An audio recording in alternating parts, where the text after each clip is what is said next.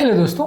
अक्सर एक common question लोग हमसे पूछते हैं कि सर जो मेडिकल साइंस इतना ज़्यादा डेवलप हो गया है, हार्ट के पेशेंट्स के लिए इतनी ज़्यादा थेरेपीज़ और ट्रीटमेंट्स अवेलेबल है, तो क्या ऐसा पॉसिबल नहीं है कि हार्ट अटैक से बचने के लिए, हार्ट की बीमारी से बचने के लिए कोई वैक्सीन या कोई ऐसी दवा निकाली जा सकती है जो पहले से उसको रोकथाम कर सके या उस बीमारी को होने ही ना दे, ब्लॉकेज को ही ना होने दे? क्या इसके लिए कोई वैक्सीन बनाना संभव है या नहीं? आज इस पर बात करेंगे क्यों ऐसा है कि आज तक इसके लिए कोई वैक्सीन नहीं बन पाई और वैक्सीन एक्चुअल में होती क्या है, ये काफ़ी लोग हमको पूछते हैं। तो आज इस बारे में डिस्कस करेंगे कि एक्चुअल में ये हार्ट अटैक या हार्ट की बीमारी को रोकथाम करने के लिए कोई वैक्सीन आज तक डेवलप क्यों नहीं हुई है और इसमें क्या प्रैक्टिकल इश्यूज़ है। टॉपिक पर जाने से पहले जो लोग हमारे चैनल पर नए हैं उन्हें रिक्वेस्ट करूँगा कि चैनल को सब्सक्राइब करें, वीडियोज़ को लाइक करें, शेयर करें, फॉलो करें, कमेंट करें, पूरा देखें। टॉपिक इंपॉर्टेंट है, आपको किसी भी और चैनल पर नहीं मिलेगा, इसे अंत तक देखिएगा। चलिए शुरू करते हैं इंपॉर्टेंट वीडियो। सबसे पहले वैक्सीन जो बेसिकली होती है, एक एंटीजन के खिलाफ कीटाणुनाशक एंटीबॉडी बनाने के लिए एक पद्धति होती है जिसमें पहले उस कीटाणु को बॉडी में एक डीएक्टिवेटेड फॉर्म में इंजेक्ट किया जाता है ताकि बॉडी उसके लिए अपने आप को प्रिपेयर कर ले, तैयारी कर ले और कुछ स्पेसिफिक एंटीबॉडीज़ को बनाने की प्रोसेस को एक तैयार कर ले, ताकि जब कभी एक्चुअल बैक्टीरिया या एक्चुअल कीटाणु जब बॉडी में हमला करे तो बॉडी उसके लिए पहले से तैयार रहे, उसके एंटीजेंस को पहले से पहचानना उसको आ जाए और उसके खिलाफ वो एंटीबॉडीज़ जल्दी बना सके और अपने आप को उसको रोकने थाम करने के लिए खुद अटैक लॉन्च कर सके।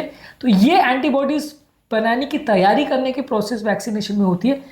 यानी कि बेसिकली जो कीटाणु है उसका एक डीएक्टिवेटेड वर्जन या उसके शरीर का कोई हिस्सा, उसके बॉडी का एक टुकड़ा पेशेंट की बॉडी में इंजेक्ट कर दिया जाता है ताकि उसको रिकॉग्नाइज करे। नॉर्मल हमारी जो एंटीजेनिक सिस्टम है जहाँ पे किसी फॉरेन पार्टिकल को बॉडी रिकॉग्नाइज करती है, उसके खिलाफ एंटीबॉडी बनाती है और जब कभी एक्चुअल बैक्टीरिया बॉडी में आता है तो उस पार्ट को रिकॉग्नाइज करके जैसी बॉडी एंटीबॉडी बनाती है तो बहुत जल्दी रिस्पॉन्स लॉन्च हो सकता है और बहुत जल्दी बॉडी उसको हमला करके उस कीटाणु को मार सकती है। हार्ट अटैक के पेशेंट्स में या हार्ट की बीमारियों में ऐसा कोई कीटाणु इन्वॉल्व नहीं है। हार्ट अटैक एक मल्टीफैक्टोरल डिजीज जो कि BP, sugar, cholesterol, sedentary lifestyle, व्यसन की वजह से होता है। यहाँ पे कोई कीटाणु इन्वॉल्व नहीं है, तो यहाँ पे अनहेल्दी बिहेवियर इन्वॉल्व है और अनहेल्दी बिहेवियर के लिए कोई वैक्सीन नहीं आ सकती है। कीटाणु को मारने के लिए वैक्सीन आ सकती है, इसके लिए कुछ नहीं आ सकती है। तो यहाँ पे कोई ऐसा जीव नहीं है या कोई एक एंटीजेनिक तत्व नहीं है जिसको मारने के लिए इसको एंटीबॉडी बना सकते हैं। इनफैक्ट हार्ट अटैक के पेशेंट में उल्टा बॉडी में थोड़ा इन्फ्लेमेशन ऑलरेडी ज़्यादा एक्टिव रहता है। हाइपर इन्फ्लेमेशन होने की वजह से हार्ट अटैक का रिस्क उल्टा ज़्यादा बढ़ता है। यहाँ पे बॉडी की रिस्पॉन्स कम होने का प्रॉब्लम नहीं है, उल्टा एंटीबॉडीज ज़्यादा होने का कभी कभार या बॉडी की इन्फ्लेमेशन ज़्यादा होने की प्रॉब्लम से हार्ट अटैक आ सकता है। तो इसलिए यहाँ पे वैक्सीन बनाना फीजिबल नहीं है क्योंकि बीमारी ही उस तरह की नहीं है कि जिसमें कोई वैक्सीन बनाना फीजिबल हो। इसके अलावा हार्ट अटैक एक मल्टीफैक्टोरल डिजीज है जिसमें genetics, diet, stress, inflammation, hormonal changes सब कुछ इन्वॉल्व है। ये सारी चीज़ों की वजह से एक कोई वैक्सीन इसके लिए डेवलप नहीं हो सकती। यहाँ पे एक बीमारी जो हार्ट की है वो एक क्रॉनिक नेचर की बीमारी है जो कि कंटिन्यूसली धीरे धीरे करके इफेक्ट करती है।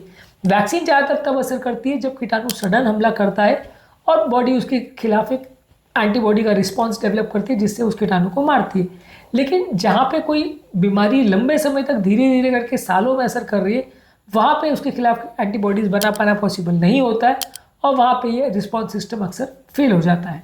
इन्फ्लेमेशन का इन्वॉल्वमेंट ज़रूर होता है हार्ट डिजीज़ में, लेकिन यहाँ पे ज़्यादा इन्फ्लेमेशन होने से उल्टा ज़्यादा ब्लॉकेज होने का चांस होता है। बॉडी के इंटरनल जो सिस्टम्स है उसकी वजह से इन्फ्लेमेशन ट्रिगर होता है। यहाँ पे किसी कीटाणु की वजह से ऐसा नहीं हो रहा है।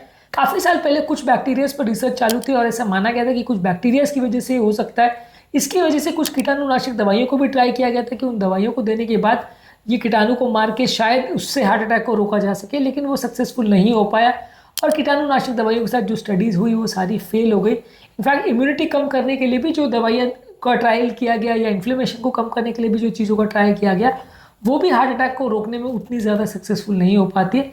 इसलिए ये मान सकते हैं कि इस बीमारी के लिए कोई वैक्सीन बना पाना या इस तरह का कोई प्रिवेंटिव थेरेपी बना पाना पॉसिबल नहीं है। प्रिवेंशन करने के लिए दवाएं ज़रूर आती है जो कि रिस्क फैक्टर्स को कंट्रोल करती है। यानी बीपी से अगर हार्ट अटैक हो रहा है तो बीपी कम करिए, कोलेस्ट्रॉल से हो रहा है तो कोलेस्ट्रॉल कम करिए, शुगर से हो रहा है तो शुगर को कम करिए, क्लॉटिंग बन रहा है प्लेटलेट्स की वजह से तो प्लेटलेट के एक्शन को रोक सकते हैं। लेकिन जब प्रॉब्लम किसी इन्फेक्शन या कीटाणु से रिलेटेड नहीं तो वैक्सीन बनाना या इसके लिए कोई एंटीबॉडी बनाना पॉसिबल नहीं है। कुछ एंटी इन्फ्लेमेटरी थेरेपीज ज़रूर बनाई जा रही है, कुछ मोनोक्लोनल एंटीबॉडीज़ ऐसी बनाई जा रही है जो अलग अलग तरह से बॉडी को इन्फ्लुएंस कर सकती है और उससे हार्ट अटैक के रिस्क पर कम करने पर काम चल रहा है, लेकिन वो अभी तक उतने ज़्यादा मार्केट्स में अवेलेबल नहीं है। ज़्यादातर इससे बचने के लिए आपको हेल्दी डाइट मेंटेन करनी है, एक्सरसाइज करना है, बीपी, शुगर, कोलेस्ट्रॉल को कंट्रोल करना है, नींद अच्छी रखनी है, स्मोकिंग अल्कोहल को बंद करना है, ये सारी चीज़ें करने से हार्ट अटैक के या इस तरह की बीमारियों के होने का रिस्क कुछ हद तक कम हो जाता है।